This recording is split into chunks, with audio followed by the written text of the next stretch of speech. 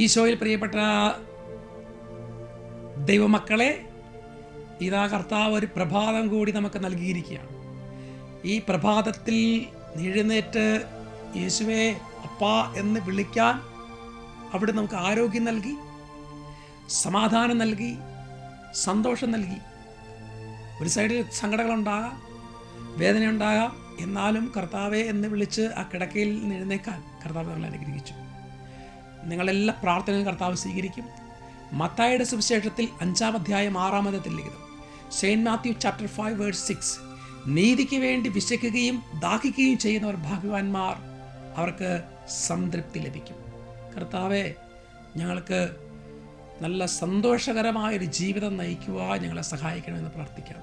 കർത്താവെ, ഇന്ന് പ്രത്യേകമായി പ്രാർത്ഥിക്കുന്ന ഏതെങ്കിലും വിധത്തിൽ കേസുകളിലും ഗവൺമെൻറ് സംബന്ധമായിട്ടുള്ള അല്ലെങ്കിൽ നിയമപരമായിട്ട് ഏതെങ്കിലും വിധത്തിൽ ബന്ധനത്തിൽ ഏർപ്പെട്ടിരിക്കുന്നവർ, അങ്ങനെ ഊരാക്കുടുക്കിൽ കിടക്കുന്ന ഓരോ മക്കളുണ്ട്. അവരുടെ കേസ് സംബന്ധമായ സ്ഥലം, വീട്, ജോലി മേഖലകളിലുള്ള ബുദ്ധിമുട്ടുകൾ, ഇവിടെ എല്ലാം കർത്താവെ ഇവർക്ക് നീതി നടത്തി കൊടുക്കണമെന്ന് പ്രാർത്ഥിക്കുന്നു. പ്രത്യേകിച്ച് ആശുപത്രിയിലും മറ്റ് സ്ഥലങ്ങളിൽ ജോലി ചെയ്യുമ്പോൾ പെട്ടെന്ന് ജോലി നഷ്ടപ്പെടുന്നൊരവസ്ഥ, കർത്താവെ നീതി നടത്തി കൊടുക്കണമെന്ന് പ്രാർത്ഥിക്കുന്നു. ഈശോ നിങ്ങളെ അനുഗ്രഹിക്കട്ടെ, ഇപ്പോഴും എപ്പോഴും എന്നേക്കും. ആമേൻ.